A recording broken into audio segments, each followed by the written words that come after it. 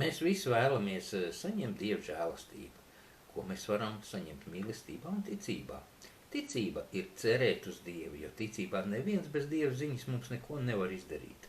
Jēzus mums māca, ka Dieva valstība ar viepulu nāk. Dieva vārds mums māca, ka taisnais ticībā dzīvos. Tātad mums ir jāstāv ticībā, paļaujoties uz Dievu. Mums jāciena tie, kas mūs pievērsuši ticībai un ir mūsu skolotāji. Dieva žēlastība ir, ka mēs nepieminam ļaunu. Lai mēs varētu piedot, mums jātīra sava atmiņa no sliktām lietām. Ticēt Dievam un piedot citiem mums palīdz lūgšanas.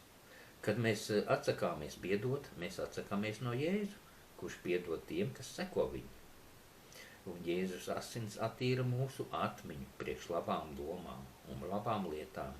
Mums ir jāpasakās saviem garīgajiem vecākiem, kas ved mūs uz pilnību, nevis uz zemes iznīkstošajām lietām. Dievs mums dāvā žēlastību un gaida to arī no mums.